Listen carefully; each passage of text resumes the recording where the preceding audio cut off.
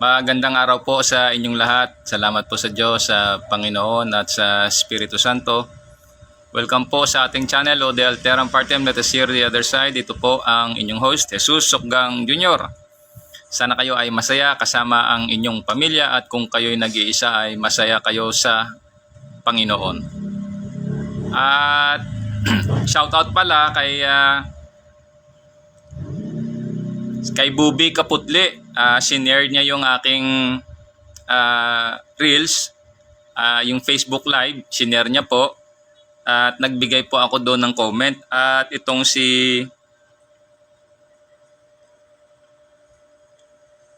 yung isa pa may nag-share din po. Salamat to sa mga ganito, si Jose Kabilugan.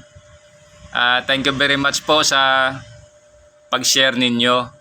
At shoutout po sa aking mga kasama dyan sa Philippine Coast Guard na nakabalita po regarding sa status ko, yung sa aking status dyan sa Philippine Coast Guard. At sa kaalaman po ninyo ay may letter na po akong na-receive galing mismo dyan sa PCG RRRB regarding po doon sa aking appeal at sinasabi po na denied. However, hindi naman po iyan masabi na katapusan na ng mundo sa akin dahil po meron pa naman po akong natitirang action to be taken, which will I take. Siguro maggawa muna ako ng panibagong appeal, i-submit doon sa proper authorities dyan sa loob ng Coast Guard, sa legal. Meron na kaming legal dyan. Kasi nga, ang ginawa talaga nito sa akin, ang dami niya ho talagang violation eh. Liban pa doon sa mga documentary evidence, talagang mabibigat ho iyon. Opo.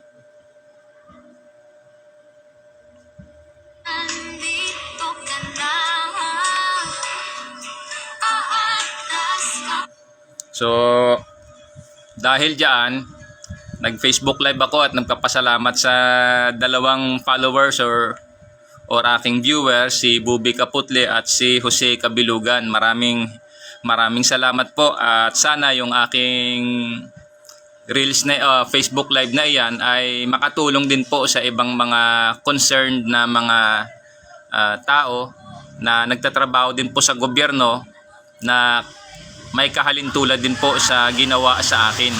At least po meron silang makuhang mga ideas doon. At siyempre pampalakas loob na rin niyan na wag ho tayong mawala ng pag-asa dahil ang laban po dito ay yung first instance po. At ipopost ko dito yung comment na binayolate sa akin. Ang dami ho, mga nasa at least 10 ho iyon, 10. At least 10 po iyon. Kasi nga saan ka makakita niya na may direktiba nagre-re-enlist ako, tanggalin ka, tapos pagtanggal sa akin, yan na nakasulat na po yan, tingnan nyo na lang po yan. So may natitira pa akong action to be taken after na ho ng, pero hindi pa rin ho ako umaasa na sa ganyan, pero gagawin ko lang ho to comply with the necessary procedures. Opo, procedure. Kasi nga ginawa nito sa akin, wala ko sa procedure. Opo, kasi ang procedure dyan, may directive si Commandant, it should be consummated. It should be implemented. Hindi nga niya pina-implement eh. Nagre-re-enlist ako, pinatigil niya ako. May dala akong prayer or panalangin para makiusap at i-inform sana siya na nagre-re-enlist na ako base doon sa direktiba ni Commandant. At meron pa dito, nag-submit pa ako ng attachment kasi tinanggal niya ako nung June 13. Nag-submit ako ng first letter of appeal at nag-submit po ako ng attachment at hindi na po nakita yung mga attachment. So, panglima, I was not informed neither. Yun yung panglima, hindi ako na-inform. Pang-anim, and was not allowed to be present during the deliberation dated 26 November 2025 and December 11 of 2025. At meron pa po number 7, hindi ako pinayagan na sumagot na I was not not informed and not allowed, therefore I was not able to answer or defend my rights doon sa deliberation board. At hindi ko na nga nasulat dito yung pangalawang direktiba sa akin ni Commandant from the Office of the Commandant directing me to submit po necessary requirements for deliberation. At hindi ulit yun na-consummate, hindi ko pa naisulat dito. Meron na akong mga text nakasave, nakapicture iyon. Tapos number 8, denied my second letter of appeal. Yun na nga yun, dinenied niya ako yung letter na natanggap ko February 27, this last February 2027. Also, syempre nagre-re-enlist ako, tinanggal ako, tapos nung nag-reinstate ako and nagsabit ako ng letter of appeal, ang katwiran niya wala na raw akong 10 years. Kung nasabi ko naman ito, ulitin ko lang, kung ikaw ba naman ay matino, daanin mo ako sa technical. Nagre-re-enlist ako at the age of 50 for my retirement na sana. Kasi 18 months lang ang kailangan ko Di po ba? Ang ginawa, tinanggal ako tapos nilapatan ako ng NHQ PCG Circular Number 05-20 dated 28 May of 2020. Paragraph 5 decimal F stating that re-entrance or re-entry shall have at least 10 years minimum to serve in the PCG active service upon recon, the day of recon na ako'y natanggal. Therefore, nagpapakita ho talaga yan na hindi niya nilagay doon sa letter na ano ba yung first instance doon, bakit kita hindi pinayagan mag-re-enlist despite of the commandant's directive. So therefore, violation niya na doon yung chain of command, violation niya ng conduct unbecoming, violation niya ng office mission and function niya. Kasi yung office and mission and function niya, meron nung sinasabi doon is to advise the commandant. At pagdating po diyan sa direktiba ni commandant, that is and should be implemented. So that is a ministerial in nature. However, wala pong ministerial na sinasabi doon sa mission and function niya, pero but the essence na nakalagay doon. So ang dami niya ho talagang na-violate dito. So meron pa nga dito nilagay ko, I was unjustly removed at age 50. Yan, sinulat ko nga, age 50 during active duty. Kasi active duty ako nung tinanggal niya ako processing my re-enlistment. During that time, nagre-re-enlist pa ako, nagpa-process ako base doon sa direktiba ni Commandant para mabigyan lang po ng linaw sa inyo. Tapos hindi niya ako pinayagan, nilabasan niya ako ng DF, pinirmahan niya, pinorward niya sa Sigaw para labasan ako ng order na discharge 5 kami doon. Ang mabigat nito sa party niya kasi may mga prima facie tayo doon at hawak ko yung dokumento, hindi ito basta dokumento ito, sirkulasyon ito para bang sinunog niya na yung buong Coast Guard nito pagka gawa niya ng gawan. So, bahala na siya. Kasi sinira niya na rin yung pagkatao ko lahat 10 months na ako this March, 11 March na po, pang 11 ko na po this April.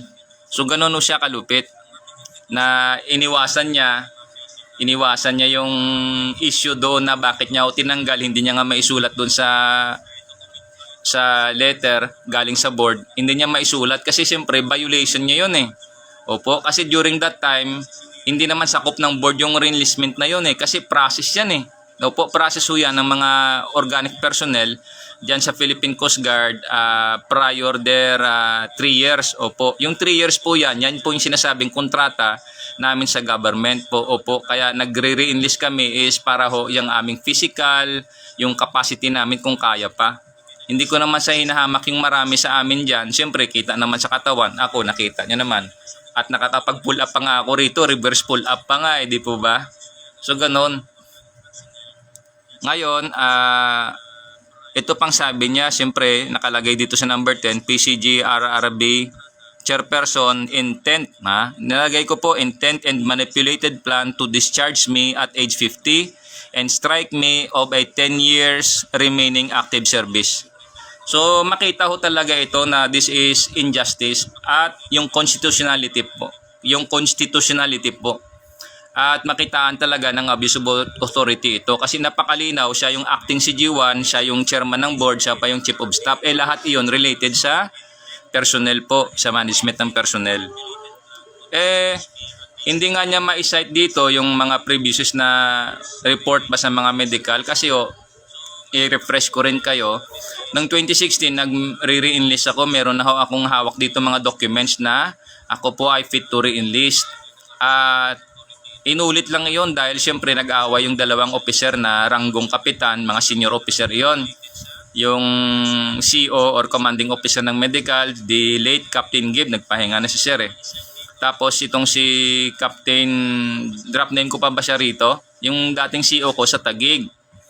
Ngayon, nagre-re-enlist ako, pinaulit niya ako sa medical. Tapos discharge pa niya ako. Ganun ho talaga. Siyempre, ano po ito, all of this incident at mga events are related po ito sa religion. Opo. Kasi sa pagkakaalam ninyo, sa Panay Island, sa Iloilo City in particular, isa po ako dyan sa bukod tangi na nakapagmasteral. Siguro, ang pagkaalam ko ganun eh. During that time, nakapagmasteral ako na hindi naman po ako pastor. Ganun ho. So siguro nakita nila na may potential ka talaga. Gusto nila akong kunin at niligawan talaga ako pero tumanggi ako kasi nung around 2010 dyan sa may Education and Training Command, may pumunta po sa akin dyan. Somewhere, mga ganon.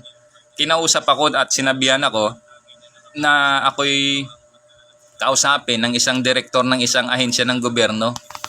At may nag-abiso sa akin, isa po siyang, pwede ko ba sabihin, iba siyang religion, parang ganun ba? Sabi niya, ingat ka kasi ano yun sila, ganito, ganyan. Sabi niya, ano nangyari, kinausap mo? Sabi ko, hindi ko kinausap. So, ganun. Yung religion na yan, siya din po yung nag-hit and run sa akin dyan sa may Dasmariñas Street, Binondo, nung 2004. At marami po yung nakakita at mga nagsigaw pa nga, may mga sumigaw pa doon na yung mama mababangga. So, ganun ho. Ito, kailangan ko talaga ito i-announce kasi nangangailangan din ako ng tulong. In particular, siyempre, ano ba sabi ng Amerika? Mag-lab pala muna ako.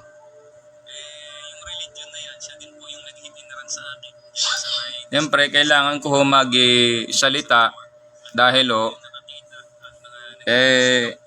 hindi na nga nila akong ma-recruit, hinit-inran na nila ako, hindi ma-recruit, siniraan pa ako. Ang dami yung atraso nito sa akin. At yung kasama ko pala sa Coast Guard, sabihin ko na rin sa inyo, yung kasama ko sa Coast Guard na nagbigay sa akin ng sakit, nakapag-retire naman siya. At nakitaan ko yon siya ng isang instance na nagsisisi po talaga siya. Opo. Kasi lahat ng pakisama, pinakita ko sa kanya eh. At nung minsan, nag-schooling siya dyan sa may Education and Training Command kung saan ako'y na-assign mula 2003 hanggang 2011. Somewhere that time, nag-schooling siya. Mga around 2005-2006, nag-schooling po siya. Opo. Ang nangyari nung time na yon, mga 2006 to 2008, nag-schooling siya doon. Oo, tama, mga ganyan. Ngayon, ang nangyari, siyempre, swabo. Ibig sabihin ng swabo, kumbaga gipit ba kasi ang sahod namin noon, hindi naman ganong kalakihan dahil nung time ni President Duterte, Mayor of Davao, and ayaw magpatawag ng presidente, naging presidente nga, pero ang sabi niya mayor lang. During the presidency of Mayor Rodrigo Roa Duterte, na-increase yung sahod ng mga uniform service. Pero during that time na nag-schooling siya about 2006 to 2008, swabo. May kasama pa siya doon na taga Cavite rin na swabo din. Siyempre dahil sabi ko ako naman binata, sabi ko tapos may bakante naman doon sa quarters namin, banks. Sabi ko dito na kayong dalawa kasi wala namang tao dito. Wala nga naman kasi uwian yung mga tropa eh. Opo. Sige, dyan na lang kayo matulog. Sige, nagpaalam ako doon. Ngayon, nakatulog sila doon. Siyempre wala silang makain, binata ako. Pero sabihin ko talaga sa inyo, hirap din kasi nagpapadala din ako sa bahay. May suporta rin ako doon. Kaya hirap talaga, sikil din ako. Kaya pag kumakain kami doon sa likod, siyempre wala ako pambayad, wala din sila. Siyempre kilala ko yung karinderya. Lista ako doon, lista ng lista. Ang bayad doon, tuwing kensina, tuwing sahuran. Opo. So, ang nangyari, matagal yung kasi ilang buwan yung schooling nila doon eh. Opo, matagal yon.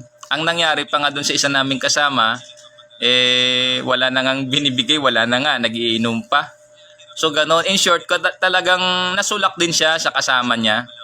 Sa kasama niya na nag-i-schooling. Kaya umalis siya doon sa barracks kasi nahiya siya eh. Siyempre, nahiya siya dahil kasama ko siya sa CG5 dati. Nilason niya ako, binigyan niya ako ng sakit. Tapos nung panahon talagang wala siya, nakita niya na wala din ako. Bigay todo rin ako, opo. Totoo yan. Na ako'y walang-wala din. Pero basta nandyan sila, sige kain, tuloy lang. Sabi ko, nahiya nga sila sa totoo lang. Nahiya sila, napansin ko. Pero sabi ko, ako kilala nyo, sabi ko. Hindi kailangan ka kung mahiya kayo. Sabi ko, magpakatotoo lang tayo. Ang sabi ko lang ganito, binata naman ako, wala naman akong gastusin. Sabi ko, natural lang yan, hirap sa buhay. So in short, siyempre matagal yun. Pero bandang uli, siguro mga nakailang buwan na, siyempre araw-araw yun, ano, sa ilang buwan na. 3 kami kumakain, ako nagbayad, akin lahat. Sige, walang problema yun. Kasi wala din sila eh. Nagbibigay din sila minsan, pero talagang malimit sa wala. Eh, yung kasama ko na yan na naglason sa akin, nakapag-retire naman siya ng maayos. Pero sabi niya, ano bang ginawa nila sa'yo? Parang nagsisisi talaga siya. Siyempre nakita niya eh. Nakita niya na ako'y naging tapat naman na kasama. Bagaman may mga differences kami, mga hindi minsan pagkaunawaan. Pero alam ko nagkaayos naman kami. Kasi lalo na kabataan ko pa yon. Tapos siyempre, nagkaayos naman kami.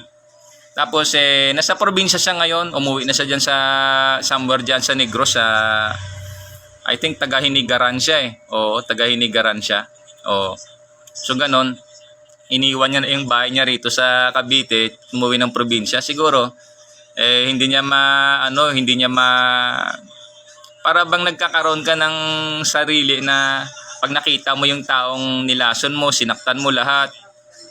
Tapos tapat pa rin sa'yo dahil siyempre magkapatid kami sa iglesia. Opo, member din siya sa ang dating daan. Ang dating daan din ako, pero nauna siya. Yung pala meron siyang ibang galaw, meron siyang ibang lakad. Hindi ko pa na-drop name siya rito. Opo, ayaw ko na lang din i-drop name kasi pinapasa Diyos ko na lang.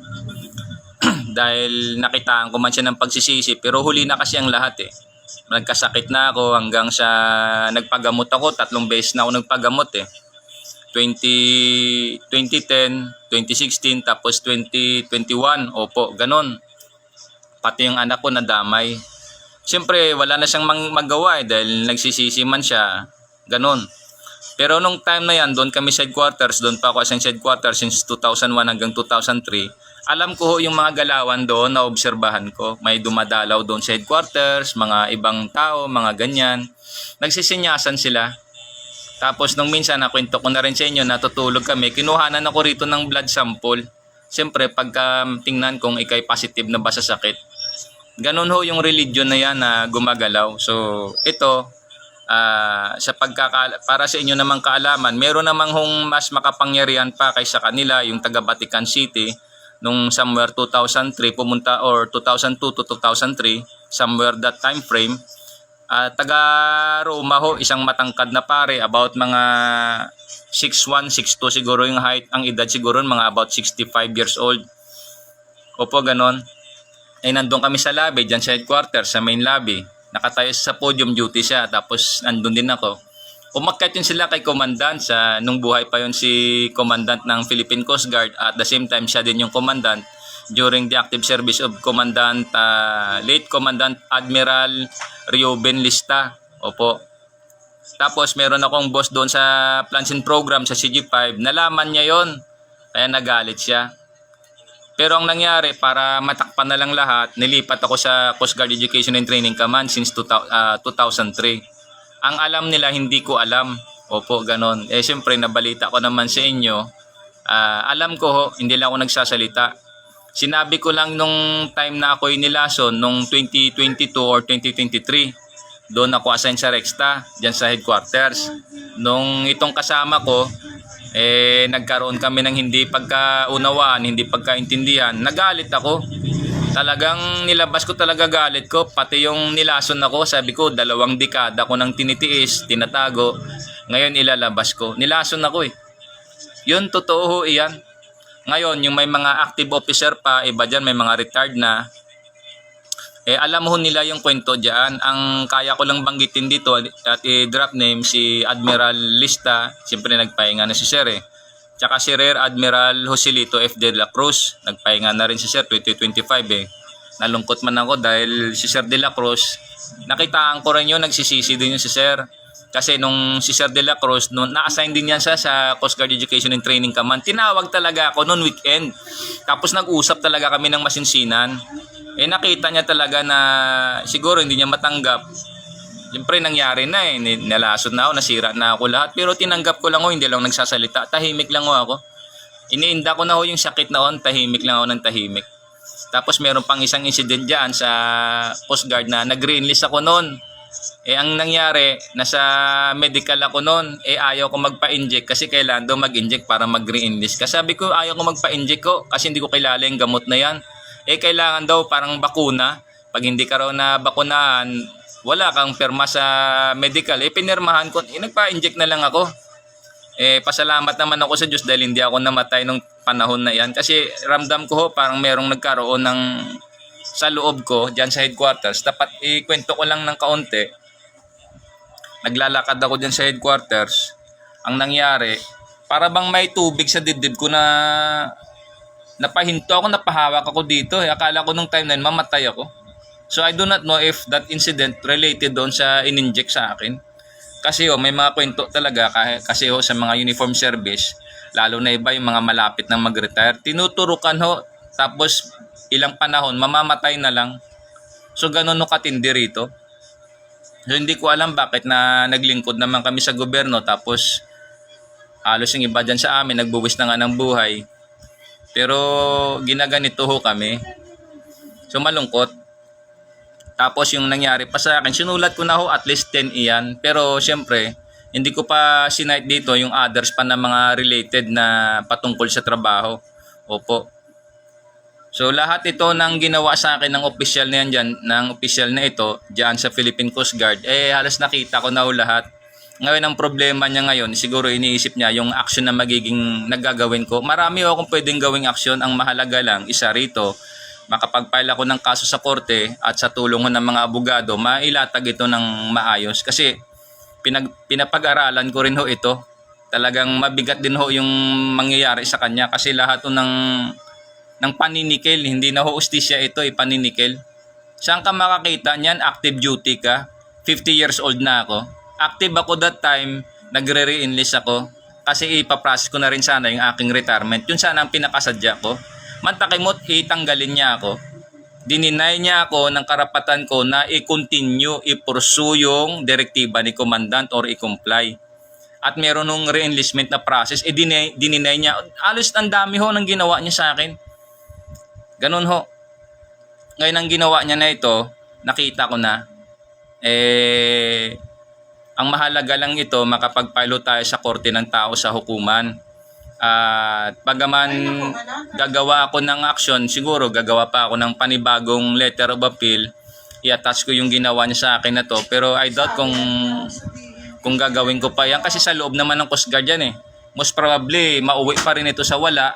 Kaya ang kailangan talaga is mag-file na lang sa korte ng tao sa hukuman.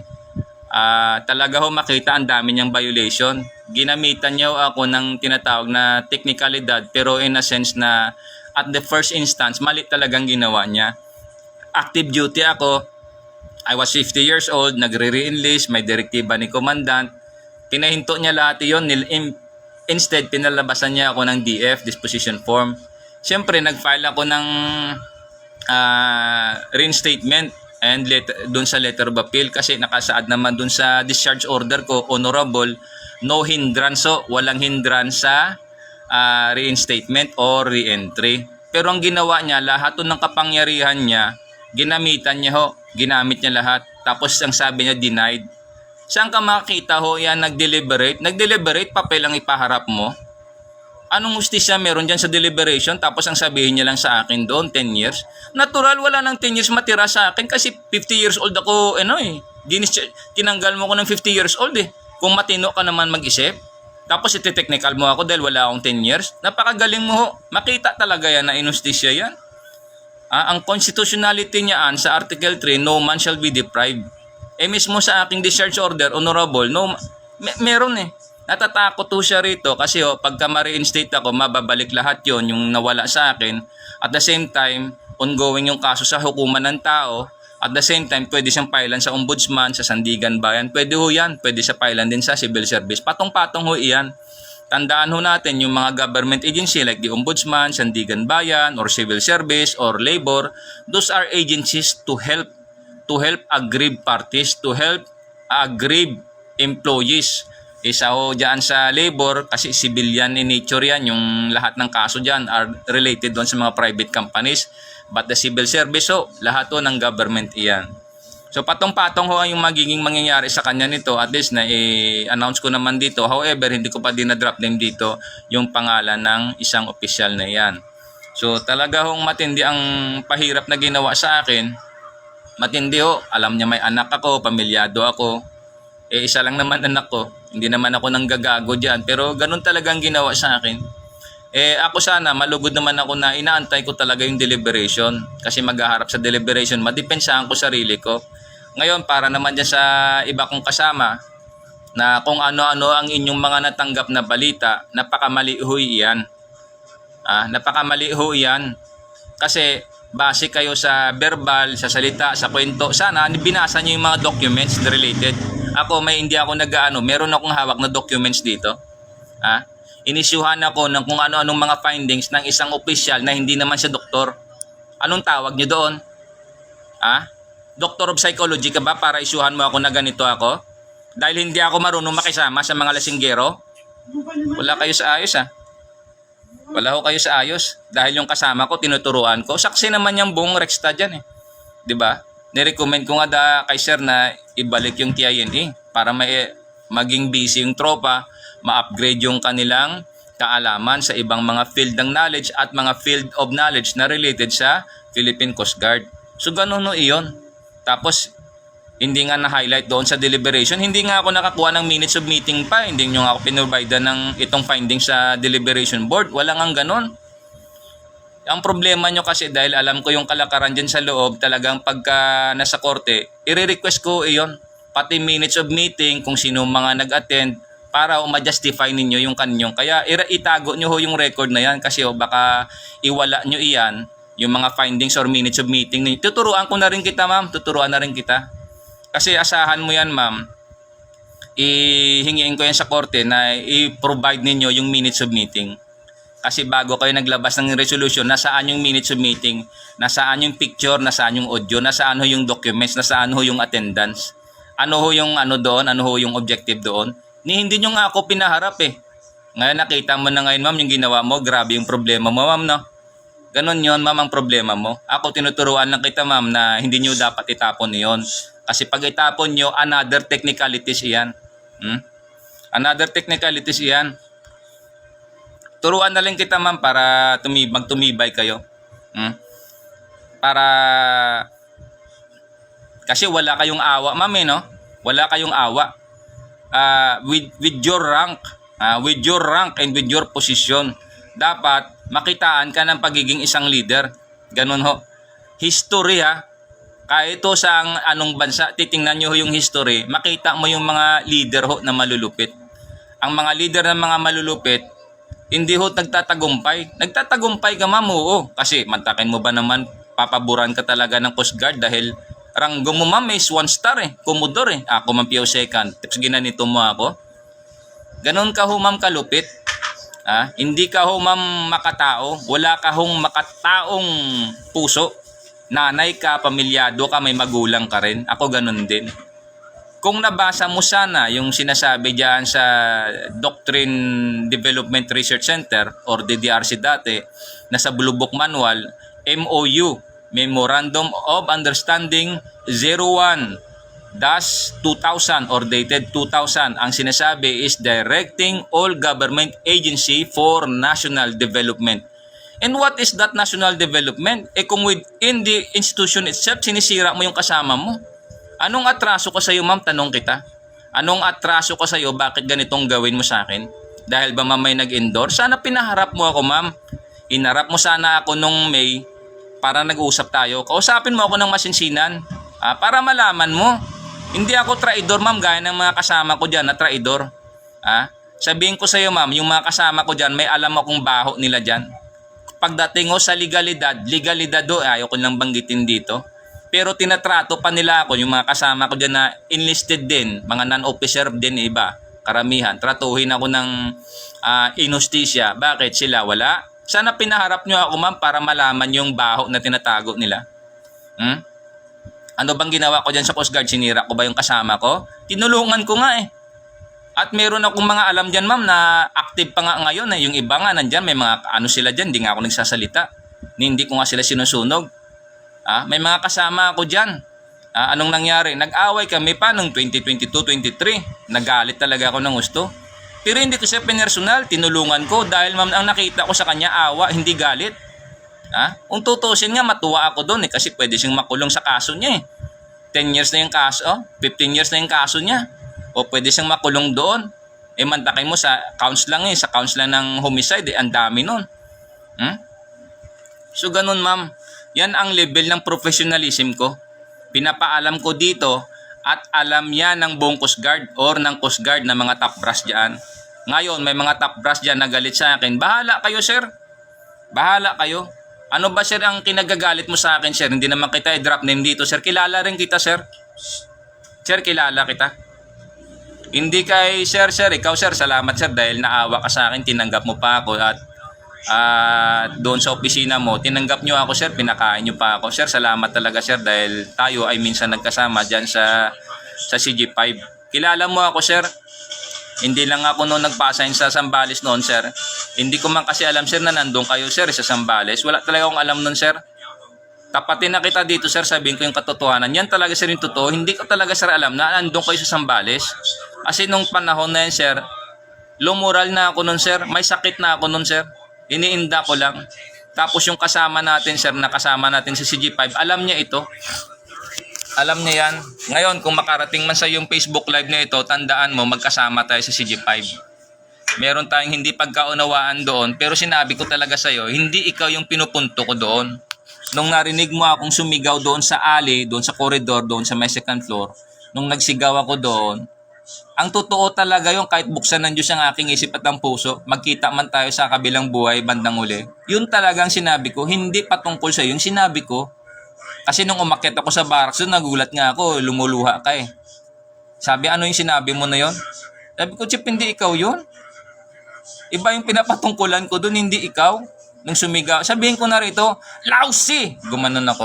Hindi ikaw yun. Alam ito. Alam mo yan kung sinong pinapatungkulan ko doon. At sabihin ko talaga ito dahil yun ang totoo. Siyempre wala akong kapangyarihan na ilabas dito yung file para mapakita ko sa'yo na yun talaga ang intention ko. Kasi hindi naman makita yung intention, hindi yung salita, yung sinabi. Pero kung kanino patungkol yun, hindi talaga sa'yo yun, Jeep. Kasi kung patungkol sa'yo talaga yun, Jeep, aminin ko talaga. Oo. Hindi nga eh. Hindi nga patungkol sa'yo yun. Yun ang totoo niyan. Hindi ako particular kasi meron akong pinapatungkulan doon. Isang opisyal talaga yun. Nagsisisi na nga rin ako eh. Actually, naghingi nga ako ng dispensa sa opisyal na yun kasi bunga ng kabataan ba. Tapos very impulsive pa ako ng time na yun. Humingi ako ng dispensa. Kinausap ko si sir kasi nag-loan ako doon eh. Tapos binigyan ko sila ng pagkain. Sabi ko, sir, may atraso ako sa inyo, sir. Sinabi ko talaga. Alam niya ni sir, nag-retard na si sir, nandyan sila sa may kwan eh. Sabi ko, sir, may atraso ako sa inyo, sir. At pinagsisisihan ko na, sir, nung panahon na yun, sir, na sinabi ko hanggang ngayon, sir. Ang patunay, sir, na pinagsisisihan ko, kasi, sir, hindi na ako nagpa-promote, wala na akong gana. Kasi talagang sa puso eh, sa isip at puso, sir, pinagsisisihan ko yon. Bumili ako ng pagkain, pinakain ko pa nga sila doon. Pero si sir, medyo ano siya, ganun ba? Siyempre, nasabi mo salita eh, siyempre may edad na yon eh. Ako ganun sinabi ko talaga. Kahit to kay sir, si Sir Di Chupa, nagpahinga na rin si Sir Di Chupa eh. Sinabihan ko si Sir Di Chupa din. Tinawag ako ni Sir Di Chupa dyan sa tapat ng headquarters. Sabi niya, Jess! Sabi niya, nagulat ako ngayon, narinig ko yung boses, kilala ko si Sir. Sir, sabi kong ganyan. Usap kami ni Sir, sabi ko, Sir, may atraso talaga ako sa inyo, Sir. Talagang laki ng atraso ko yata sa inyo, Sir. Sabi kong ganyan. Pangiti-ngiti lang si Sir. Nung minsan, 2022 yata yun, 23, nakita ko siya dyan sa may Manila Hotel. Nakaupo siya dun sa motor. Gabi na yun, naglalakad ako nun eh. Pauwi na ako. Sir, sabi ko ganyan. Sir, nandito kayo? Sabi ganyan. Napatango-tango lang. Mas maganda nga, nabanggit ko ngayon, ano? Nung time pala na yun, patay na pala si Sir Di Chupa. Oo, totoo ito. Nakita ko siya dyan sa may Manila Hotel, nakaupo siya doon sa motor, naka-uniform pa, yung nakabarong ganyan. Yung pala, nung time na yon, patay na pala yun si Sir Di Chupa. Tinawag ko si Sir, tapos napangitin ni Sir, gaganon, tango-tango lang si Sir. Sir, tala Sir, sambay na tayo 5 quarters. Gaganon, sige, gaganon-ganon lang siya. Oh. Hindi, totoo ito. Hindi ito sa gawa-gawa. Kasi tinanong ko yung tropa sa Rexta, sinabihan nila ako si Sir Di Chupa, namatay na raw si Sir Di Chupa. Sabi ko, kailan namatay si Sir? Sabi niya, mga 21 yata yun, 22. Opo, kasagsagan din ng COVID yun eh. Pauwi siya sa bahay nila sa Taguig, nandun siya sa may water pan, nahulog lang siya doon sa motor niya, natumba. Yun na pala, na-stroke na pala si Sir, yun na nagpahinga. Nalungkot ako. Nalungkot din ako sa tao na yun, si Sir Di Chupa. Ilunggo din si Sir eh. Pero naghingi ako ng dispensa yung kay Sir nung time na nahimasmasan ba ako. Kasi may kwento ako ng mga ganito, siyempre ayaw ko na lang banggitin. Ano kasi yung mga bagay na tinatago. Hindi ko pala alam na yung nakakausap ko, naglalabas pala ng mga kwento ng mga hindi maganda or nakakarating doon. So ingat ho tayo dyan sa ating mga kausap kasi meron tayong mga kausap na akala mo kausap mo ganyan, yung pala iba palang galaw niyan. Naintindihan ko yan kahit dyan sa may Rexta. Naintindihan ko yan. Kilala ko rin ho kayo. Hindi ko na lang ho kayo anuhin pero tandaan nyo lang, senior pa rin ako sa inyo di hamak. Bagaman ito yung ginawa sa akin, pero at least makita nyo na tayo, lalaban tayo sa legal na paraan. At sa ganitong hakbangin ko, para ma-lift na rin yung moral ng ibang tropa at tinitingnan ko pa rin ito na isang biyaya. Opo, biyaya ito para ho ma-expose at mabalita sa inyo mga kababayan ko kasi ang Article 2 Section 1 states that Philippines is a democratic and a republican state. Sovereignty resides in the people and all government authority emanates from them. Kaya ho, under that provision sa Constitution, binabalita ko sa inyo na meron talaga hong mga abusado na nandyan sa kapangyarihan. At sabi nga ni former President Mayor Duterte, meron ho talagang mga ganun ranggo, dapat itaob, ibaliktad mo ganyan para may cleansing. Opo.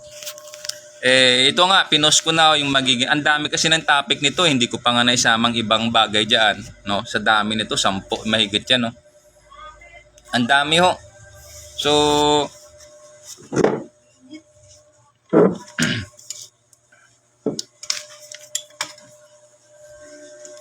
so ganun, para tayong ano nito. Lapit na. So ganun ho. Kung hindi ko rito maisa-isa yung mga ginawa niyang violation, tingnan nyo ho yan ho. Saan ka makakita niya na nagre-re-enlist ako at the age of 50? 50 na kasi ako eh. Ngayon magpi-51 na ako. Age 50, tanggalin niya ako sa serbisyo. Deny niya yung karapatan ko base doon sa direktiba ni Commandant, which is 4-star. Tapos violate niya yung mission function ng opisina niya. Kasi pagkadating sa ganyan, may direktibang Commandant, that should be applied, that should be implemented. Ministerial in nature, sa parte niya, hindi siya gagawa siya ng disposition tapos ganunin niya ako. Kasi malinaw may procedure ho doon na sinasabi, re-enlist, submit your re-enlistment, re-enlist ka and submit an explanation letter together with your unit CO. So dalawang explanation letter, hindi nga na-consummate bakit niya ako so ganun at first instance at first glance, meron talaga siyang violation. Ano pa? Doon sa nakasama sa honorable discharge, 5 ho kami. And one of those na na-discharge doon sa 5 kami honorable, expired na ho yung kanyang re-enlistment month of July of 2024. Mantakin mo, binigyan niya ng 11-12 months yun bago niya i-discharge. So hustisya po ba iyan? So that shows only that that is selective. Loss for you but not for me. So malinaw ho iyan na violation iyan. Isa dyan, ethical. Ethical ho. Opo. Random, selective, arbitrary. Pangalawa, ano pa? Under those directive ni Commandant, merong mas nauna doon yung 2 February. Bakit hindi niya sinama? Kung yung batayan niya ay 60 days. Ba't hindi niya sinama yung 2 February? Pangatlo, ilagay ko sa pinakauna, may direktiba ang Commandant. Once nag-direct yung Commandant, dapat yan, i-implement mo. I-consummate dapat yun. Bakit hindi niya pinayagan? Ganon ho. Chain of command, conduct unbecoming, So ganun ho, I don't know kung makarating ito sa Coast Guard Legal. Sana ho makarating ito sa Coast Guard Legal para ho ma-assist ninyo ito. At mabigyan ho ng pampatibay yung organisasyon. Kasi ho, ang nangyari nito sa akin, hindi lang ho dahil sa sinira niya ako. Siyempre apektado ho yung ibang mga kasama kasi dami rin akong narinig. At talaga hong ang trending ngayon dyan sa Philippine Coast Guard, marami ho, pag 20 years lang, nagsisipag optional retirement na. Umalis na ho. Marami yung nagre-retire dyan kasi nawawalan na nga ng gana. Ang malimit sa amin dyan, basta marami. Ngayon kung tinitingnan nila halimbawa kung ano yung mga na-contribute na, di dapat lahatin nyo. Ayaw ko na lang magbitaw pa ng... Kasi may alam ako sa loob, 24 years ako dyan Active ako straight ako diretsuhan At ikwento ko pala sa inyo itong aking boss dati sa Taguig kung saan talagang siya yung pinakamatinding mangwasak sa akin Opo. Ang ginawa nito, dinischarge din ako pero siyempre may mga officer na active that time, mga senior officer din.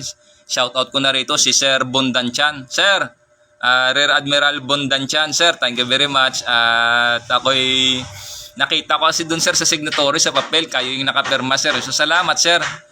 You were our former course director sa CGMC Class 2. At half of the course, pumalit na po sa inyo si then Commander Sumera. Now was the late Rear Admiral Sumera. Nagpahinga na rin kasi si Sir Sumera So, ganun ho, sir, salamat sa inyo. Kwento ko lang sa Taguig. Nung sa Taguig, merong incident doon na 2 beses nga ako nakahuli ng mga doon yung pumasok sa base. Isa doon yung nagnakaw ng wire, pangalawa doon yung isa yung nagnakaw doon sa may imburnal, mga kung anong pinagkukuha doon. Ako hindi ko naman dinitain yung tao, yung pangalawang nahuli doon sa imburnal kasi pumasok siya sa perimeter although na may ilog doon. Pinalabas, inantay ko siya na lumabas. Bilad sa init din ako noon, hapon na yun Tapos tinawagan ko yung tropa, pinakita ko na ganito, sabi ko diyan sila dumadaan. Tapos sinabi ko na rin yung sa mga perimeter watch. At least kako alert ba sila? Alert sila na merong daanan pala papasok dito, baka pwedeng dumaan dyan, kunin yung mga wire kung ano. At nangyari ka talaga. Tulad yung isang bata, nahuli namin, 16 years old siya.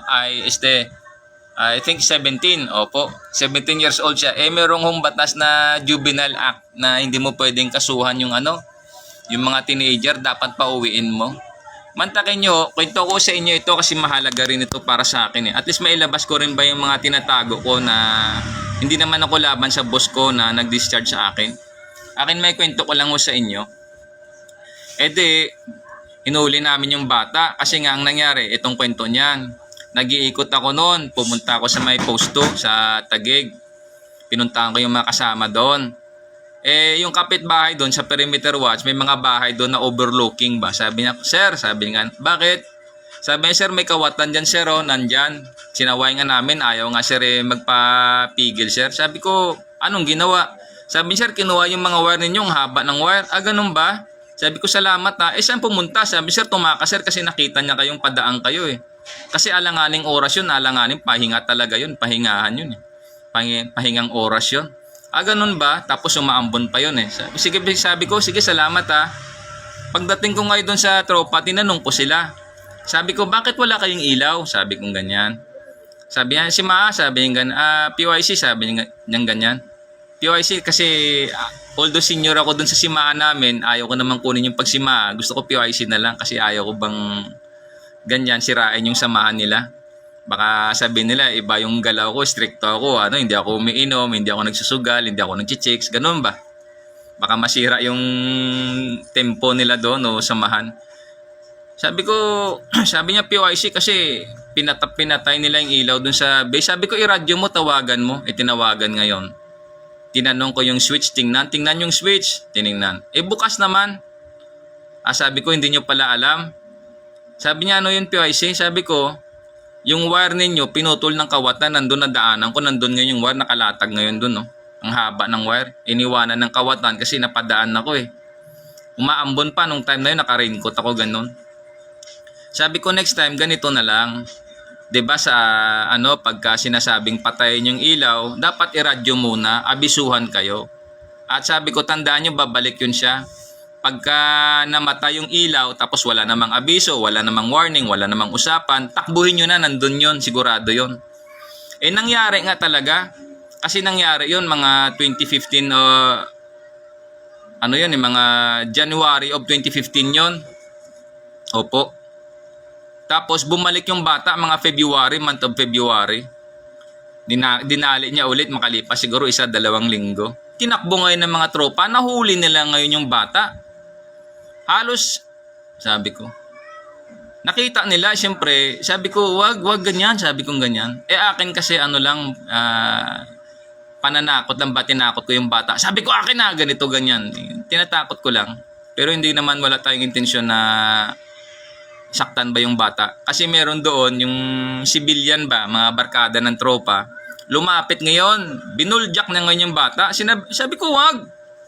Sinaway ko, sabi ko, wag. Sigawan ko yun yung civilian. Sabi ko, wag. Eh may mga nakakita din, mga standby rin doon. Eh nakita nila na hustisya ang nilapat ko sa bata, bagaman kawatan iyon. Siyempre, sabi ko, wag. Tapos dinala namin yung bata, inimbestiga namin, dinala namin doon sa kung saan niya kinuha yung wire, anong ginawa. Pinagpipicturean namin, ganyan, o say, para may record tayo. Tapos dinala sa medical, pinamedical ko. Eh punta mo sa medical, pinamedical. Ngayon may mga problema doon, siyempre pinagtakpan ko na lang. Tapos wala na nga si ma'am eh. Si ma'am na taga Bicol, nakalimutan ko si ma'am eh. Ano ba pang apelyido ni ma'am? Na assign din dati dyan sa Rexta, tapos nagpa-separate sa service na, si ma'am taga Bicol. Yung huling assignment niya is Batangas yata yun, Mindoro, si ma'am eh. Kalimutan ko na. Officer siya, junior grade. Siya yung na-assign dun sa medical. Tapos minedical niya yung bata. Tapos nag-usap kami. Sabi ko, ako na lang bahala. Tapos dinala namin sa barangay. Tapos dinala sa pulis. Pagdating ngayon sa pulis, baho, ako yung duty pao. Tinawagan ko yung tropa. Yung POIC dun sa kabilang duty. Ayaw din gumalaw. Sabing ganyan. Tumawag ngayon kay CEO. Yan sa boss ko ngayon. Sabi niya, lakarin mo. I-anuhin mo yan. Push through sige mo yan. Sa loob ko, grabe naman to sa loob. Hindi, sabihin ko na sa inyo ngayon. Sabi ko sa loob ko, grabe naman tong officer ko na to. Hindi muna tingnan ba yung mga, sige, porsigilan daw. Sige, yes sir, yes sir. Gaganon ako eh. Siyempre, boss ko yun eh. Ay sir, yes sir. Ay sir, sabi ko. Eh, dinala namin sa pulis ngayon. Pagdating doon sa pulis, sa stasyon ng pulis, din sa may Pasig na nga yata yun eh. Kasi ang jurisdiction doon, o ano, Taguig ba yun? Jurisdiction pa pala ng Pasig yun, yung area doon, somewhere doon. Eh, dinala namin ngayon doon. Pagdating doon sa stasyon ng pulis, lumabas ngayon doon sa investigation, yung sa Bausi. Sabi niya, sir, Bausi to sir, baka mabausi kayo. Sabi ko, bakit naman mabausi kami? Sabi kasi, sir, minor ito. Hindi pwede, sir, na i-record namin ito. Dapat, sir, pauwi nyo sa magulang. Ito kasi may batas tayo ngayon. Yung sa nilabas na isang senador, di ba, kilala nyo yan, yung sinong senador na ito na mga teenager para bang libre lang gumawa ng krimen dahil doon sa batas na ipinasa niya. Grabe ho. Grabe. Eh, kwento ko nga, nag-usap kami ng bata. Kinausap ko yung bata. Eh, pinambili daw ng shabu. Kasi nung time na yon, ang shabu daw, may 100 lang, meron ka ng shabu eh. Kasagsagan talaga yon nung before pa kay Duterte. Oo, matindi ho. Eh ngayon, nag-usap kami ng pulis. Ang ginawa pa ng pulis, binaliktad pa kami doon. Nagsagutan kami ng pulis, oo. Hindi ako natinag. Sabi ko, no problem sa akin yung ma'am kasi ginawa namin yung procedure. Dinala namin dito kasi ang nakita ko, ito yung proper na paraan ma'am, i-endorse namin sa proper authorities. Ngayon, siyempre nag-lapse na ba? Kasi dapat may oras yun eh. Sabi ko, hindi naman pwedeng pakawalan namin to kasi nahuli namin to sa loob ng base eh.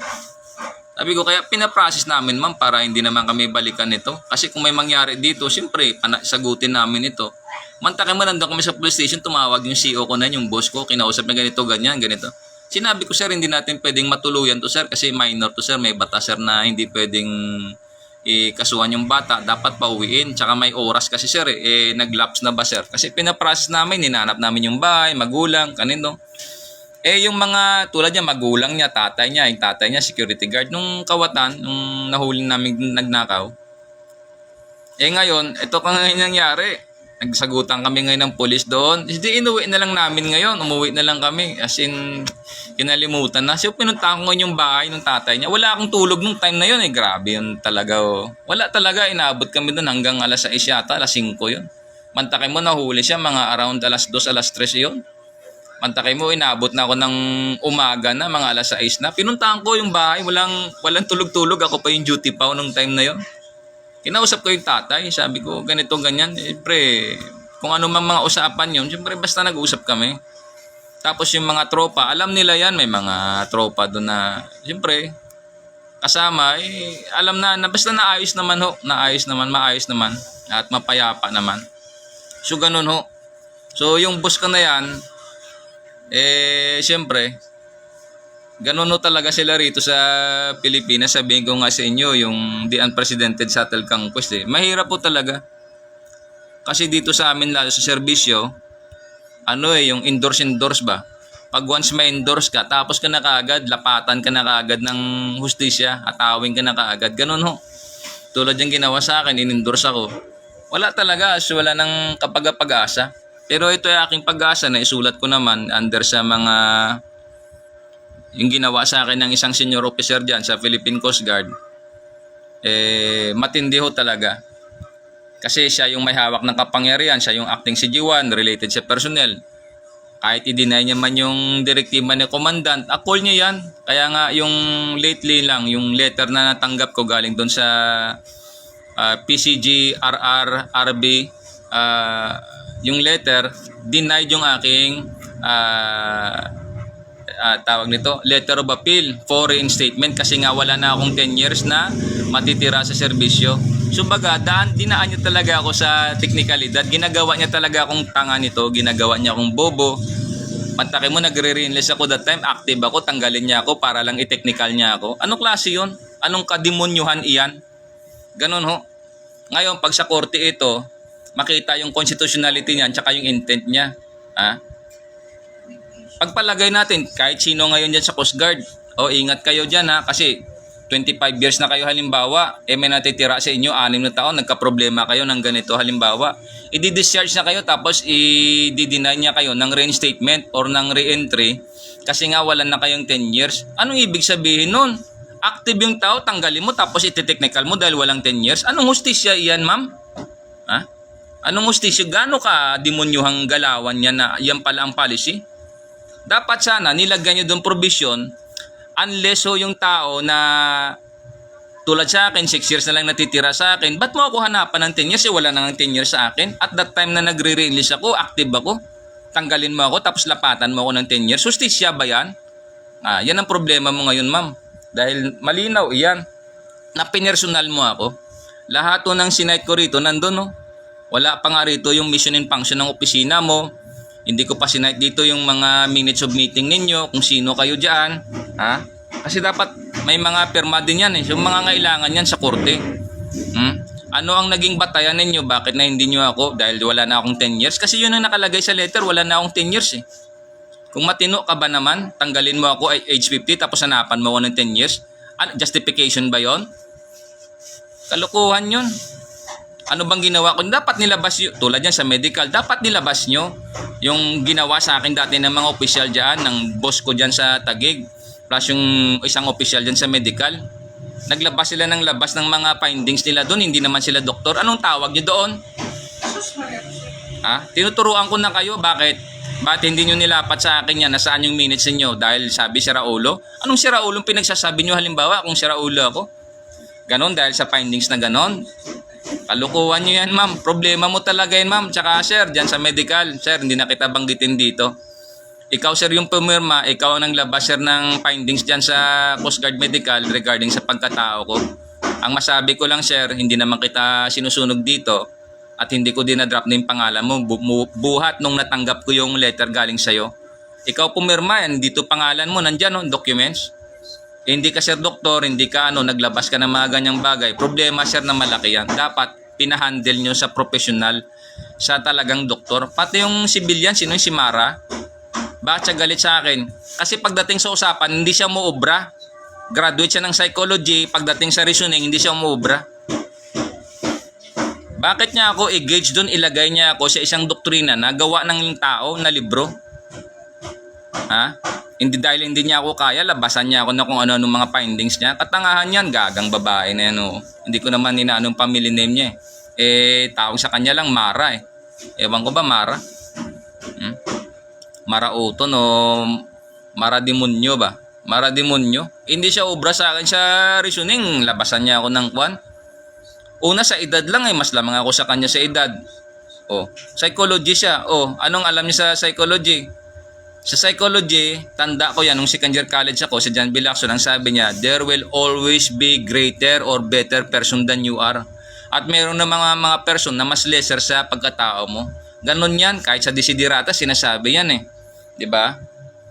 There will always be greater and lesser na person. Yun ang sa psychology. Meron din yan sa desiderata. Meron talagang mga tao na mas mataas sa'yo at meron talagang mas mababa sa'yo. Ganun ang realidad. Kahit biblical in nature and biblical sense, ganun mo siya.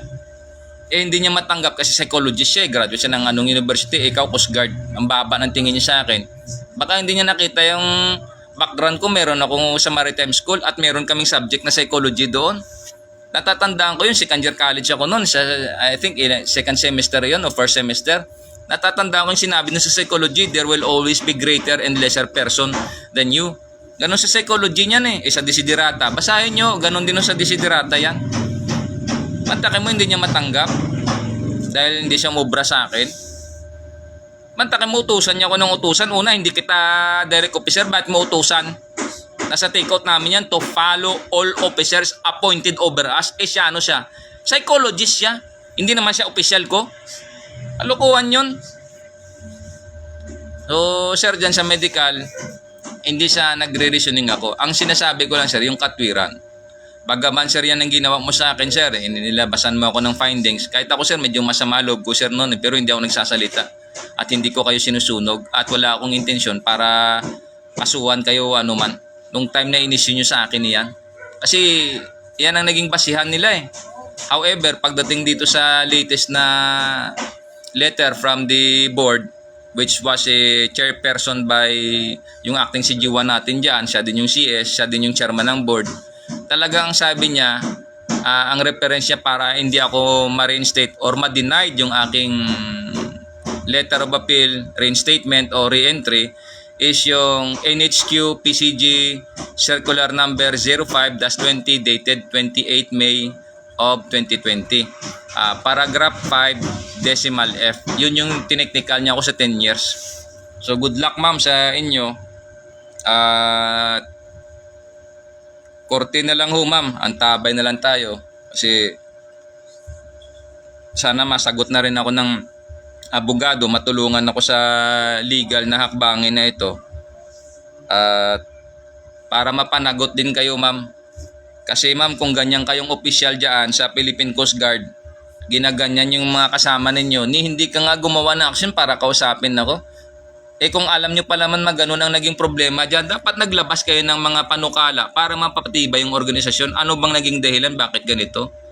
Merong subversion dyan Tulad yung nangyari sa akin, sabihin ko ulit ito. Nilason ako dyan 2001, 2, and 3. Nilipat ako sa CGETC, sa Coast Guard Education and Training Command noong 2003. May sakit na ako. Alam ito ng ibang opisyal dyan, hindi ko na lang kayo sir banggitin. Yung isa dyan, commandant na nag-retire na rin. Hindi ko na lang banggitin dito si sir. May mga active pa dyan, hindi ko na lang banggitin din. Alam nila ito na dyan sa Coast Guard, nilason ako. Bagaman yung naglason sa akin, nakapag-retire ng maayos, pero ginawa ko pa rin ng tama yon kasi nung panahon nga, nakwento ko naman sa inyo dito a while ago na nag-schooling siya dyan sa Coast Guard Education and Training Command, dyan sa may Parola. Ay, tinulungan ko po. Bigay todo ako doon. Bandang huli nga, dahil yung kasama niya na natutulog doon sa barracks, si Ella Singuero, umalis siya doon dahil hindi niya na masikmura Siyempre, nahiya na rin siya Kasi hindi nga siya umiinom. Umiiwas siya sa inom. Umalis siya doon at saka sa tuwing kainan na, iniyakad ko sila nagkaroon na siya ng iya. Sabi niya, wag na ganun, nahiya na lang siya. Nagluluto-luto na lang sila doon. Siyempre nakita niya, ang bigat ko ang bigat ng dala ko. Mantaka mo, nagpapadala pa ako sa bahay. Tapos, yung natira sa aking pera, pinambayad ko lagi yun sa pagkain namin. Halos wala nang matira nga sa akin. Kasi kita nila yon sabi nga ng may-ari doon ng karinderya. Kaya sila nasaktan Sabi siya ng may-ari doon sa karinderya, sabi niya, kasasahod mo lang nag-ano ka na naman. Sabi ko, wala alam mo naman Sabi ko, pangiti-ngiti lang ako. Siyempre, nahiya siya kaya nakaramdam sila doon ng hiya na sa tuwing niyayakad ko silang kumain, ayaw na nilang sumama. Ganoon matagal yun, ilang buwan yung schooling nila. Minsan 5 months yun eh. 3 months to 6 months na schooling yun. Opo. Gaano ka tindi yan, araw-arawin mo yun. 3 times a day na kumain, twice a day na lang halimbawa. Ganoon ho yun. Ako wala naman ako. Ang sabi ko, basta walang problema sa akin. Sabi ko kasi ako binata naman. Sabi ko ganyan. Pero alam nila yun, alam niya yun. Alam ito at kung makarating man dito sa Facebook, ito lang masabi ko, hindi ko pa naman dinadrop na yung pangalan mo dito. Nagkasama tayo sa CG5, naging magkapatid pa tayo sa Iglesia ng Diyos, sa kay Brad Eli yan, sa dating daan, sa ina-advocate ni Brother Eli. At nakita mo talaga, naging tapat naman akong kasama. Pumupunta ako sa bahay nyo, tapat naman ako, hindi ko naman inaano yung mga anak mo. Tapos yung isa mong anak ngayon, Coast Guard na rin dyan. Pero wala akong intensyon na maghiganti o bawian o ganyan. Hindi ko ugali yung ganun. Tapos yung mga anak mo, wala akong planong ganyan. Ganun lang ho iyan. Although na meron hong mga Coast Guard na nakaalam ng kwento, talagang sabihin ko na rin sa inyo dito. Ang gusto nila, maghiganti ako. May nagbigay sa akin ng mga impormasyon na ganito, ganyan. Ang sinagot ko na lang, sabi ko, ipasa Diyos ko na lang yan, Chip. Kasi mabigat eh. Alam mo ito, hindi ko na lang i-drop name ito yung tao na yan. Taga Cavite din yan siya eh. Nag-uusap kami niyan nung 2022, nagpabakuna ako doon sa may airport. Nagkasabayan kami doon. Tinabihan niya ako, sabi niya, Chip, ganito ganyan, si Kwan nandun na, retired na. Sabi ko ganyan. Ganun ba? Retired na siya? Ano ba yung suggestion niya? Ganun ang sinasabi niya. Sabi ko, tinapat ko na siya kasi nababasa ko yung sa mata niya eh. Tsaka ramdam ko yung pakiramdam niya. Na magiganti talaga. Siyempre nilason ako eh. Opo, binigyan ako ng sakit. Sabi ko, wag na lang, Chip. Pasa Diyos ko na lang. Plano ko na lang umalis sa Coast Guard. Mag-retire na lang ng maayos. Pasa Diyos ko na lang. Kasi lahat naman tayo mamatay eh. Diyos na lang bahala sa kanya. Sabi kong ganyan. So ganun ho. So sa aking mga kasama dyan sa Philippine Coast Guard na ganito man yung nangyari sa inyo, wag lang ho tayong magpatalo sira. Ibig sabihin talo sira, yung gaya doon sa Luneta, yung si Captain, sino yung police ba? Wag lang ho nating gayahin iyon. At sana ito, masolusyonan itong mga ganitong bagay na, alimbawa, late re-enlistment ka man, dapat ganon yung gawa ni Commandant na mag-submit na lang kayo ng explanation letter niyo, i-justify niyo bakit kayo na late kasi baka may mga something na mga talagang mga mabibigat na mga suliranin, problema na kinakaharap. Ganon ho. Kasi mahirap talaga tulad sa parte ko. Dahil lang sabi ko nga doon, nagka-problema ako sa SOI ko, tapos related sa pamilya, sana na-site ko yon. Mga other related pa na mga issue ba. Tulad yan, sinabi ko sa medical 2022, nasabi ko this will be my last re-enlistment. Ang nangyari, hindi nga nagkatotoo. Kaya gusto ko lang sana 18 months, at least 18 months. Pang 10 months ko na ngayon. March, April, May, June. So this March 1 year na ako. So dapat 6 months na lang makapag-retire na ako optional. Mantakin mo yung ginawa sa akin ito, pahirap ng todo. Grabe ho. Active duty ako, 50 years old, pa-discharge niya ako, tapos lapatan niya ako ng 10 years. Gano'n ka inustisya iyan, ma'am? Wala ka, ma'am, awa eh. Ganun ho yan, ma'am, talagang wala kang awa. Lahat ng kapangyarihan ginamit mo at nakita ko na ho yung galaw ninyo. Lahat ho ng pwedeng magawa, ginawa mo na. Ako in-expose ko lang na lang dito kasi kailangan ko manawagan din sa tulad yan sa Amerika na post ko na mahingi ako ng tulong. Kasi ang sabi ni tawag nito. Ang malungkot kasi na sinabi ni Manuel Quezon ito. Yan. December 9 of 1939 na maimpyerno man yung Pilipinas basta Pilipino yung namamahala. Kaysa naman na langit na ibang lahi or Amerikano ang namamahala. So ako manawagan talaga ako sa Amerika at bagaman masabi ko man improper o inappropriate ito, makarating man ito sa Vatican City, sa Roma, bagaman alam nyo at may alam din ako. At ang alam ninyo, nung 2002, 2003, hindi ko alam. Alam ko yon. Hindi lang ako nagsasalita at sinasabi ko lang ganito. Pero ang isang bagay lang na siguro masabi ko, salamat pa rin sa Diyos dahil ang kapangyarihan nyo talaga hong matindi. Kayo ho yung bumasag sa isang sekreto ng isang reliyon dito sa Pilipinas na talaga hong sobra ho yung tapang, sobrang angas. Na ultimo lang ako dyan sa Coast Guard, 2001, 2002, 2003, tinrabaho talaga ako at binigyan ako ng sakit.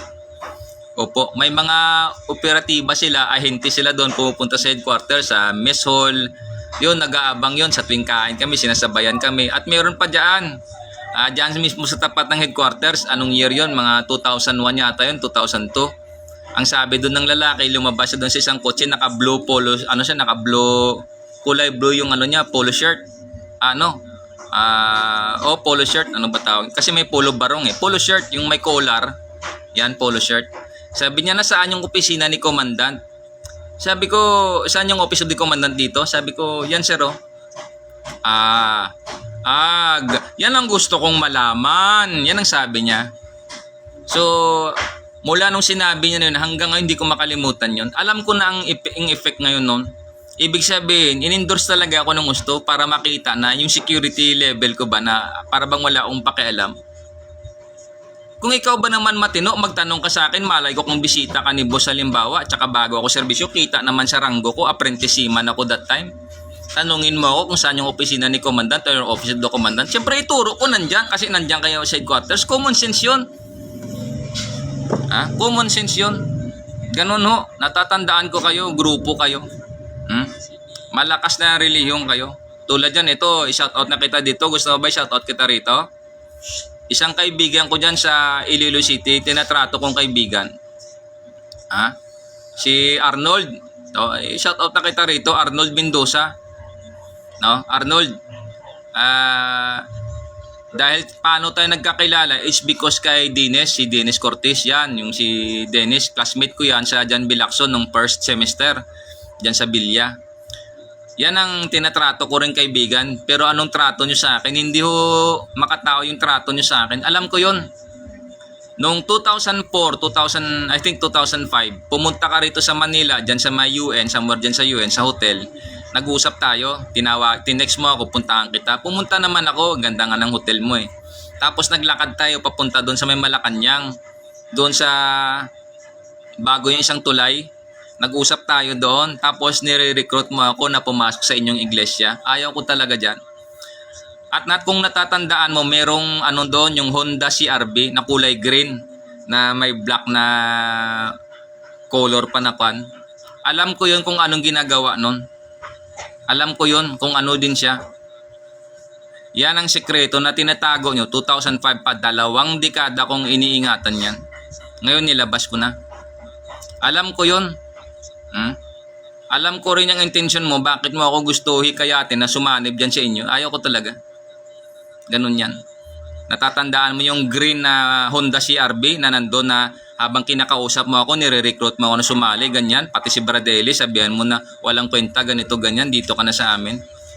Hindi ka naman dating maangas nung ikaw ay born again. Di ba mabait ka dati? Bagaman ko may alam ako sa inyo. May alam ako sa iyo at pamilyado ka na rin, pero hindi ko na ilabas dito kung anumang kadimunuhan nyo dati na ginawa ni Dennis. Dalawa kayong magkaibigan na alam ko yon yung kwento, kininto mo sa akin eh. Tatandaan ko yon. Hindi ko na lang sabihin dito kasi nakita ko parang improper na eh. Lipas na yun eh, may nangyari na eh. May pamilya ka na rin eh. Ang trato nyo sa akin, hindi trato nyo sa akin kaibigan, tinitiis ko yon. Dahil wala akong masamang intensyon.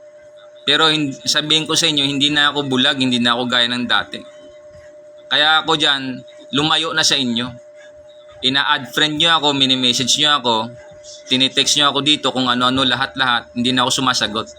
Yun na yung huli. Natatandaan mo nung sa airport tayo, hinag kita. Kasi ramdam mo yun yung pagiging totoo ko. Naghahag ako sa mga tao, minsan lang, ilan lang ho. Ilan-ilan lang yung hinahag ko na tao na yung pagiging makatotoo, hindi dahil sa bading ako, hindi ho. Hinag kita sa airport nung hinatid kita sa airport nung umuwi ka nun. Hinag kita doon dahil tarato kitang kaibigan, pero alam ko yung nababasa kita. Nababasa kita, Arnold Mendoza. Ganon.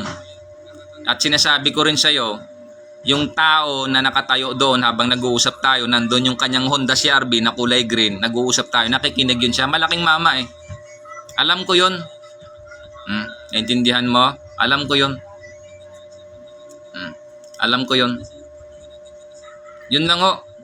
At sa aking Facebook live na ito, ganun ho yung aking panawagan. Panawagan ko ulit sa inyo yung aking gagawa ho ako ng panibagong GCash at ma-post ko rito.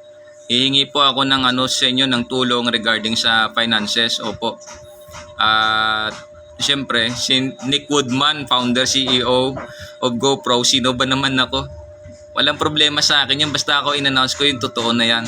At alam naman ito ng isang mall dyan, yung sikat na mall dito sa Pilipinas, talagang sikat yan. At yung talino na nilagay ko doon, alam nila yun, hindi naman ito mga gawa-gawa lang eh. So, yun lang ho. At sabi ko nga sa inyo, nandito yung letter na galing sa Malacanang. Ayaw ko na lang ipakita rito. Pinakita ko naman napakita ko naman. Na mismo nung time ni Mayor Duterte, President of the Philippines, 16th President of the Philippines, nagpapasalamat sila na in particular diyan sa Presidential Complaint Center sa ideas na isinabmit ko ho. At ito lang yung masabi ko diyan sa mga kasama ko sa Philippine Coast Guard, in particular ho sa mga senior officers and other officers ho, na nung time ni Duterte nagkaroon ho kayo ng mga problema, kaso tapatin ko ho kayo. Kung nangyari man ho iyon na may 25 officers dati na sinuspinde, tinanggal sa Coast Guard, hindi ho ako ang may dahilan noon. Wala ho akong kalam-alam doon. Malay ko, hindi ko talaga alam yon. Tandaan nyo ho yan, hindi ho ako taga-sunog. Hindi ko ho ugali na yung halimbawa may ginagawang kabulastugan yung kasama ko, i-endorso ko sa kung anong ahensya. Hindi ko ho ugali yon. Ganun ho. May galawan po kasi sa gobyerno na mismo sa nakakataas, sa ibang agency, alam na nila yan eh. Pag makita, alam na nila yan kasi experience eh. So therefore, yung experience, talagang nagtuturo iyon. Hindi ho ako. Tandaan nyo, yung aking letter na initiative, idea, sinabit ko sa Malacanang noong 2018, nandyan ho sa Malacanang, binigyan nga ako ng letter eh. Yun lang ho. Wala ho akong masamang intensyon dyan sa inyo, sa mga kasama ko sa Philippine Coast Guard. Kung ano man kayo dyan, nagkaedad na ako, tumagal na ako eh. Halos kalahati ng buhay ko, 24 years, pang 25 years ko na ngayon. Halos dyan ko ginugol sa Coast Guard. Opo. At salamat naman sa bansang Pilipinas, sa Coast Guard, sa inyo ho, mga kababayan ko, dahil ho sa inyong buwis. Dahil ho sa inyong buwis at nakapagtayo ng ng mga ganyang ahensya, nakapaglingkod ho ako diyan. Ginamit ko yung paglilingkod ko diyan para ho mag-aral in advance, mag-aral ho ng ibang mga field of knowledge, bagaman diyan mismo sa Coast Guard, yung career ko, hindi ko na ho pinupursige. Salamat ho dahil dahil diyan sa sahod namin noon, bagaman hindi man kalakihan at pero salamat pa rin ho. Kasi permanent fix yung sahod eh. Every sahuran meron kang tinatanggap. So dahil doon, nakapag-aral ako, nakabili ako ng mga libro, nakapagpalakas ng katawan at marami ho akong na-discover. So salamat sa inyo, sa aking mga kababayan, lalo na ho sa mga OFW. At again, shoutout kay Mayor Duterte. Sir, bagaman mahirap po talaga yung kabanata ng Pilipinas ngayon, nasa madilim mo tayong ulap, nasa bagyo ho tayo, sana matulungan tayo ng Amerika. Dahil ho yung mga masasama ho nasa gobyerno eh. Ang dami ho talaga. Opo. Ang gamit kasi diyan ganito. Hindi man nila nakita na pagdating ng araw, pagsisisihan nila ito. Opo. Kasi yung galawan talaga ng tanim ng dragon, ganun ho. Yan. Ganun. So therefore, ang ginawa sa akin, tinitingnan ko rin ito na isang blessing at isang paraan ko para ma-offset din yung ginawa sa akin is to expose kung anong dapat i-expose, in particular yung galawan na geopolitics ng dragon. When it comes naman sa ibang officer dyan sa Coast Guard, tandaan nyo lang sir, wala naman akong sa inyo. Hindi ho ako niyan, tsaka hindi ko ugali yan. Tinatapat ko sa inyo at tatapatin ko kayo. Hindi ho ako taga-sunog sa inyo dyan. Kung ano man yung nangyaring kamalasan noon ng panahon ni Duterte, ilang kayong mga officer dyan. Hindi ko atraso yun, sir. Wala akong alam doon. Alam nyo yan, sir, at sabihin ko na rin dito na mga ganyang bagay, mismo yung naging kaaway ninyo, nandyan din sa inyo. Kasi nga, siyempre, positioning yan eh. So, alam ko din, sir, yung politics ninyo dyan, sir, na mismo doon sa taas. Meron no kayong mga politics dyan. At kay sir, salamat sa iyo dahil sabi mo, pag ako'y makabalik, tanggapin nyo sa opisina. Salamat talaga, sir. Bagaman sa ngayon, hindi pa, sir, hindi pa ako, sir, dininay ako ni chairman, sir, ng chairman ng board ng Coast Guard. Ganon, sir, kasi wala na raw ako, sir, 10 years sa serbisyo na matitira. So, ganon, sir, yung mapait ito, sir. Ginamitan niya ako ng teknikalidad. Pero, doon sa first instance, bago niya ako tanggalin, bago siya gumawa ng disposition form, hindi niya pinakonsummate sa akin. So, ang dami niya ako talagang problema rito, just in case. So, yun na lang, sir. Salamat sa iyo, sir. At mapait man itong nangyari sa akin, sir. Tinatanggap ko naman ito, sir. Pero sabihin ko, sir, na hindi ako atraso inyong kalaban dyan. Kung ano man yung nangyari doon sa mga previous mga history na nangyari doon. Again, sa I think mga 25 senior officers yun, halos natanggal sila lahat. Sir, hindi ako doon, hindi ako ang may dahilan noon. Kung meron man, sir, dahilan doon, sir, ang isa diyang pagkaalam ko, sir, dyan din mismo sa loob natin, dyan din mismo yung mga kasama ninyo. Ganun ba, sir? Tapos, siyempre, ano pa ba? Yung mga other agencies din, sir. So, ganun yun, sir. So, ayaw ko na lang i-drop name yung iba dito. Bagaman, may mga alam din ako, sir. Siyempre, ayaw ko na lang, again, sabi ko nga sa inyo, hindi ako taga-sunog, hindi ko ugali yung ganito. Ako, nagpe-Facebook live lang ako kasi, talagang matindi yung pressure eh. Kahit sino man po siguro ang gagawa ng ganito, nagre-re-enlist ka, patigilin ka, i-discharge ka, pamilyado ka, magre-retire ka na lang, i-discharge ka, honorable discharge, tapos mag-reinstate ka, ayaw ka pang i-reinstate dahil lapatan ka ng 10 years. Anong klaseng katinuan iyan? So, ganun na lang sa korte na lang tayo maghingi ng ating redress. Mag-file tayo ng kaso laban sa isang mapang-abusong opisyal dyan sa Philippine Coast Guard. At yung gagawin ko pang isang apela doon sa legal namin, sinasabi ko na lang dito, siyempre pinag-iisipan ko pa rin. Kasi sana nakita man ito ng legal kasi dapat sa deliberation board may mga representation ng mga offices iyan. Dapat sana nag-recommend din sila doon kay chairman na sabihin nila nagre-re-enlist yung tao, i-discharge mo. 24 years in the service yan. May mga naitulong na rin yan sa Coast Guard. Bakit mo i-discharge? Dapat sana may direktiba si Commandant. Ipa-comply natin, ipa-implement mo yan. Bakit hindi mo pa-implement? Dahil ba may nag-endorse? So therefore, sa oath-taking niya dyan sa Coast Guard, may violation din siya dyan. Kasi bilang isang official, meron din yan silang take-oath to follow all officers or authority appointed over us. Kasi officer ka may authority na mas mataas sa iyo direktiba ni Commandant, hindi niya sinunod. So therefore, na-violate niya rin iyon, yung oath-taking niya. Patong-patong mo talaga ito. Kaya ako na lang sinaside dito para maturuan ka rin, ma'am. Baka ma-repress ka ito sakali. Grabe talaga ang ginawa mo. Wala kang awa, hindi tao yung mo, ma'am, hindi pang tao yung ginagawa mo. Kung naiirita kayo sa mga comment ko dyan, halimbawa sa Facebook, at saka hindi nyo ako ma-recruit sa relihiyon ninyo, kung anumang relihiyon na binabanggit na yan, ayaw ko talaga. Ganun Dahil hindi nyo ako kaya sa debate, sa reasoning, kahit sino humarap. Hindi ako natatakot sa inyo, debate lang. Walang problema sa akin, pagbibigyan ko kayo. Ganun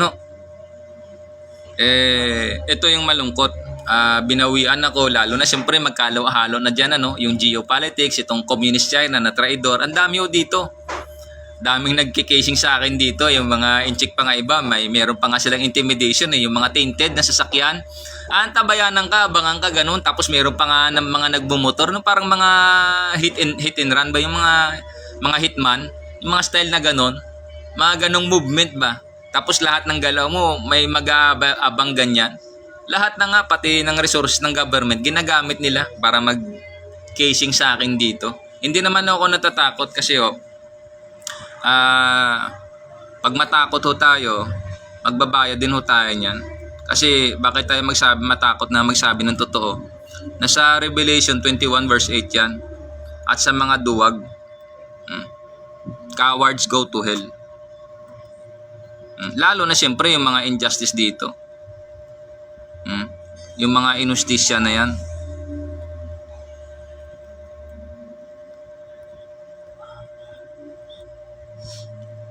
Malungkot lang ito na realidad dyan sa Philippine Coast Guard. May mga ibang opisyal dyan na kasama dun sa board. Bakit na tulad dyan, may representation dyan yung aming non-officer. Sa hierarchy ho ng aming mga enlisted personnel, sa aming mga non-officers, may hierarchy din dyan. May representation din dapat dyan para sabihin din ho, yung sa side namin, dipinsahan kami. Ang nangyari ho, bakit wala? Malungkot to ito.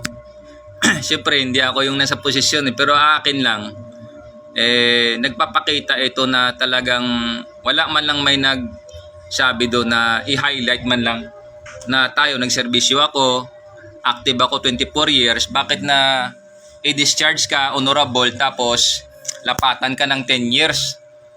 Ng 10 years na wala ka ng active duty na pagsisilbi sa Coast Guard. So makita talaga ito na sa korte na ho, bahala na sa korte. Pero isa lang masabi ko rito, dahil nasabi ko naman yung mga minutes of meeting, paano nag-translate doon, paano nauwi sa ganyan, ipapasomono natin yan sa korte pag narating na ito sa korte para makita natin kung ano ba yung mga naging desisyon doon at paano sila nag-come up ng resolution. So ganon. At syempre, ang balita ko last time, yung resolution pina-forward kay Commandant for signature at hindi nga talaga pinirmahan ni Commandant. So gano'n talaga, hindi ho talaga pipirmahan ni Sir yun. Kasi may direktiba, hindi nga na-consummate yung direktiba, tapos pipirmahan niya pa yung ganyan.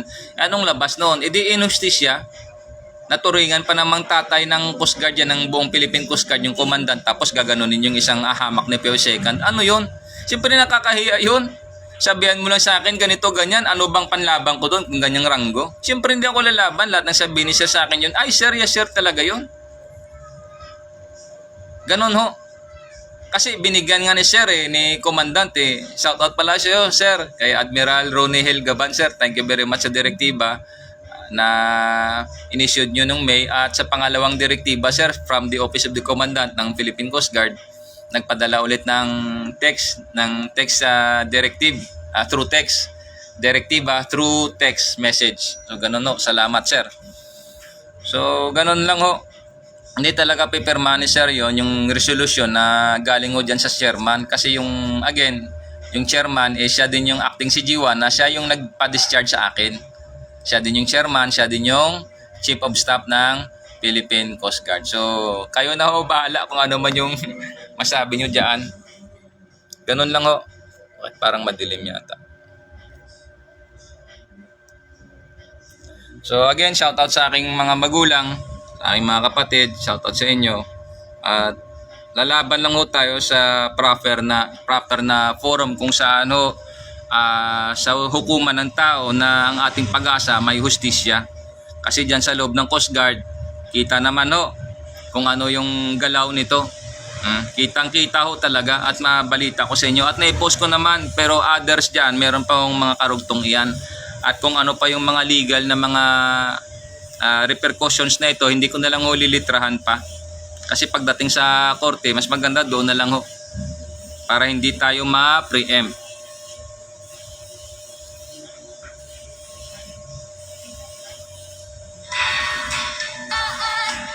Salamat ng maraming salamat sa inyo.